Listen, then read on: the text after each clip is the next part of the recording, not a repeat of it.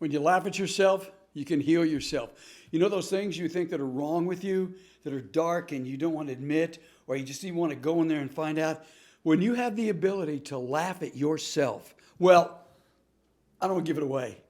The video that I put together for you for this Nasterclass is the importance of laughing at yourself. People that I met along the way that taught me the importance of laughing at yourself. And you're going to meet the first guy, by the way, if you haven't seen him in another Nasterclass, the first guy on planet Earth to ever beat Tourette's syndrome. Enjoy, laugh at yourself. We'll come back. I'll give you a couple highlights about it. I grew up in a family where no one else has a disability. I'm an adult survivor of a very rare birth defect called Hallermann-Streiff syndrome. I have something called Tourette's syndrome. Tourette's syndrome is a neurological condition. For me, it makes me blink my eyes and shake my head like that. I was so comfortable with it that I didn't mind laughing at it. It wasn't something that brought me shame and I had to laugh about it. It just was what it was. When I was a brand new reporter, there was a time when a boss took me out to lunch, and a big and important man, and I was scared to death, and we couldn't for the life of us get a waitress to come by our table. And he was starving and he was very mad. It seemed like about a half an hour we couldn't get anybody to come by. And finally, the waitress came by and she said, "I'm so sorry I've taken so long. Could I take your order?" And I went like this, and the waitress went, "Okay, I'll come back later." And Scott about skinned me alive. But you just have to laugh at that. What are you going to do? And then I love it when people think you can't hear when you're blind, and they start talking louder to you.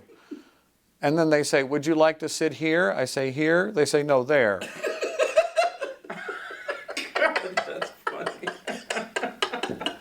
When you're blind, there are two words that have absolutely no meaning: here and there. Because I look differently, my childhood experience was very unique in the fact that at a glance, I'm automatically sorted from the population. And I think that sortation is something we naturally do. And I often found humorous ways to deal with that. You know, I would be the last one picked for anything. I would be, you know, that kind of thing. So a lot of times when someone would call someone else's name, I'd just walk over there. And, you know, they had no idea what to do. They'd call the jockiest, hunkiest, biggest guy's name, and I'd just stroll right over. It's called a premonitory urge. Every single second of my life when I'm awake, there's something that's poking at me. It's poking at me. It's like shake, move, twitch. I still have it, even though my tics were taken away by a procedure called deep brain stimulation in 2004. And supposedly you're the only cat on the planet, or anybody that's ever, you beat Tourette's, if you will. Yeah. Well, he was the first one. Right. He was a pioneer. What happens, real briefly, in deep brain stimulation is two electrodes, or whatever the case might be. For myself, it was two electrodes, one on each side of the brain, are implanted. They're programmed, and then batteries are tucked in my pectoral muscle walls. Oh, you weren't kidding. You do have batteries in you right now. Oh, God, he's got two battery packs. One here, one here. Just don't touch my implants. Come on, man.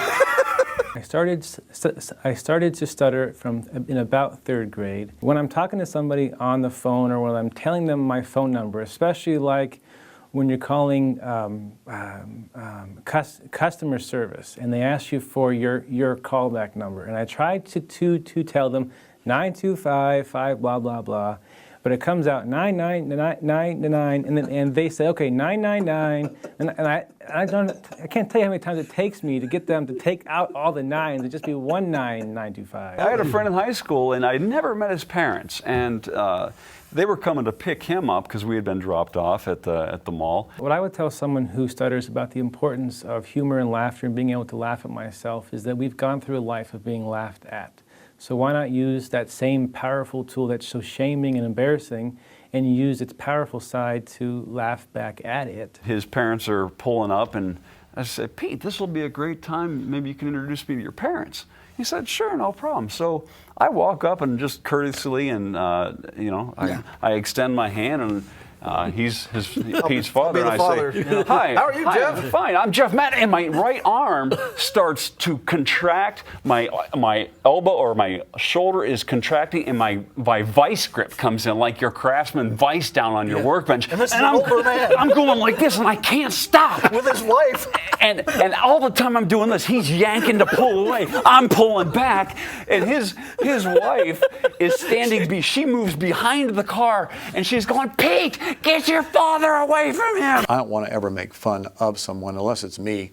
And if I'm making fun of me, it's not because I'm a victim. It's because I'm looking at something that I did that was kind of foolish, and now wisdom teaches me to do it differently in the future and to cope with it by laughing at it. You know all that laughing that we just did there? Yeah.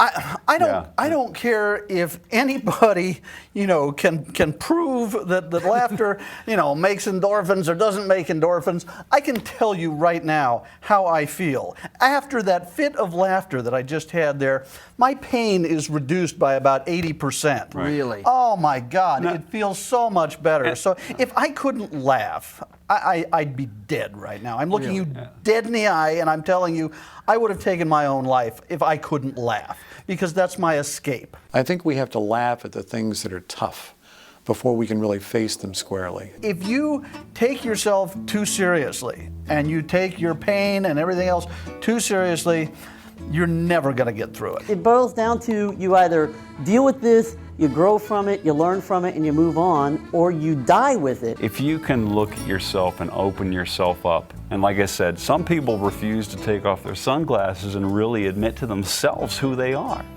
Come on, people. We live in a society that's already tainted by so many colors. At least take off your sunglasses for your own benefit. See who you are, what you're capable of. And be able to laugh at yourself. And be able to because laugh. If you can laugh at yourself, you can heal yourself. And that's what we do every day. That's all, folks.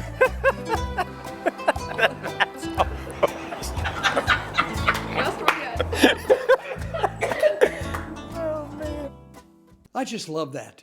Take off your sunglasses and see who you really are. Don't be shaded by what other people think of you. It's what you think about yourself. Because as Jim said, when you laugh at yourself, you can heal yourself with no shame. Jerry said that too. He has no shame the way he is. He just walked right on over.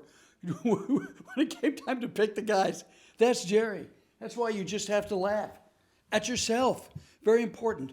But David Westbrook nailed it for me when David said, we have to laugh at the things that are tough in order to face them squarely. Here's why we have to laugh at the things that are tough, which is usually ourselves, for this reason. When you laugh at what bothers you about yourself, before that owned you, it owned you, it guided you. When you laugh at it and find the humor in yourself, you now own it. It does not own you. That's why you have to laugh at yourself. More Nasterclass is coming up. Still on the screen, you just have to laugh. Go to Naster.com, order You Just Have to Laugh manual, or my latest book, You Just Have to Love, The Meaning of Life. And we'll listen to each other and watch each other next time on another Nasterclass. Laugh at it, folks. Laugh at yourself.